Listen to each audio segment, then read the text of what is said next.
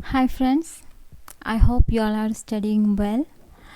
Today in this video I am here to help you with a previous year question with explanations and let us begin.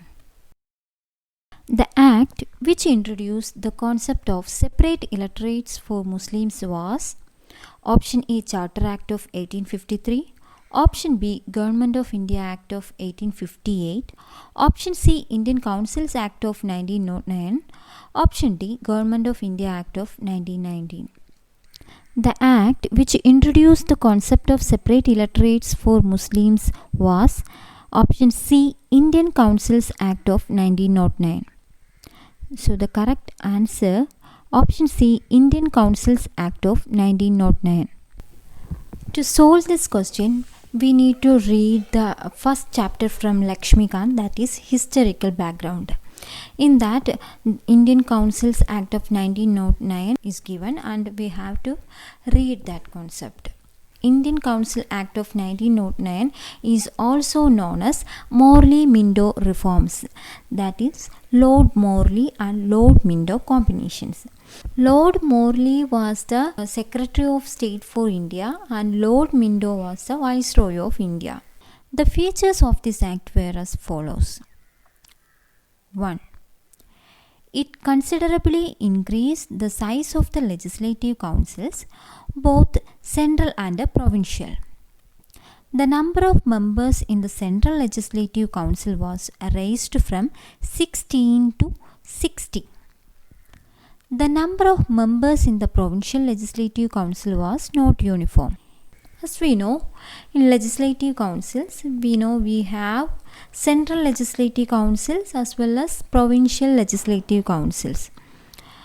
In Central Legislative Council, there were total 16 members were there. But through this act, the total members, the size increased to 60, and also the Provincial Legislative Council members were not uniform. They are also increased. That is the first feature. ഈ നിയമം central and provincial legislative കൗൺസിലിൻ്റെ size increase ചെയ്തു. അതായത് central legislative കൗൺസിലെ മെമ്പേഴ്സിൻ്റെ എണ്ണം 16 നിന്ന് 60 ആക്കി. അതുപോലെ തന്നെ പ്രൊവിൻഷ്യൽ ലെജിസ്ലേറ്റീവ് മെമ്പേഴ്സിൻ്റെ എണ്ണവും കൂട്ടി. 2. It retained official majority in the Central Legislative Council but allowed the Provincial Legislative Council to have non-official majority.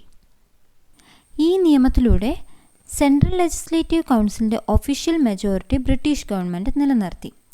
എന്നാൽ പ്രൊവിൻഷ്യൽ ലെജിസ്ലേറ്റീവ് കൗൺസിലിന് നോൺ ഒഫീഷ്യൽ മെജോറിറ്റി അനുവദിച്ചു. അതായത് പ്രൊവിൻഷ്യൽ ലെജിസ്ലേറ്റീവ് കൗൺസിലിലെ നോൺ ഒഫീഷ്യൽ മെമ്പേഴ്സായിട്ടുള്ള ഇന്ത്യക്കാർക്കൊക്കെ മെജോറിറ്റി ആകാമെന്ന് അനുവദിച്ചു. 3. It enlarged the deliberative functions of the legislative councils at both the levels. For example, members were allowed to ask supplementary questions, move resolutions on the budget and so on. ഈ നിയമപ്രകാരം central and provincial legislative കൗൺസിലിന് കൂടുതൽ അധികാരങ്ങൾ കൊടുത്തു. അതായത് budget അവതരിപ്പിക്കുമ്പോൾ തന്നെ supplementary questions ചോദിക്കാനും ബഡ്ജറ്റിൽ റെസൊല്യൂഷൻസ് മൂവ് ചെയ്യാനും അനുവാദം ലഭിച്ചു. 4. It provided for the first time for the association of Indians with the executive councils of the Viceroy and governors. Satyendra Prasad Sinha became the first Indian to join the Viceroy's executive council. He was appointed as the law member. ഇതുവരെ ഇന്ത്യക്കാർക്ക് legislative council മാത്രമേ അംഗമാകാൻ കഴിഞ്ഞിരുന്നുള്ളൂ. എന്നാൽ ഈ നിയമപ്രകാരം വൈസ്രോയിയുടെയും ഗവർണറുടെയും executive കൗൺസിലിൽ membership അനുവദിച്ചു. അപ്രകാരം വൈസ്രോയിയുടെ executive കൗൺസിലിൽ ജോയിൻ ചെയ്ത ആദ്യ ഇന്ത്യക്കാരനാണ് സത്യേന്ദ്ര പ്രസാദ് സിൻഹ. അദ്ദേഹത്തിന് ലോ മെമ്പറായിട്ടാണ് മെമ്പർഷിപ്പ് ലഭിച്ചത്. 5. It introduced a system of communal representation for Muslims by accepting the concept of separate electorate. Under this, the Muslim members were to be elected only by Muslim voters. Thus, the act legalized communalism and Lord Minto came to be known as the father of communal electorate. ഈ നിയമം മുസ്ലിങ്ങൾക്ക് communal representation അനുവദിച്ചു. അതായത് കൗൺസിലിലേക്കുള്ള മുസ്ലിം മെമ്പേഴ്സിനെ തിരഞ്ഞെടുക്കുന്നത് മുസ്ലിം voters മാത്രമായിരിക്കും. അങ്ങനെ ഈ നിയമപ്രകാരം വർഗീയത എന്ന് പറയുന്നത് ഒരു നിയമപരമായിട്ടുള്ള കാര്യമായി മാറി.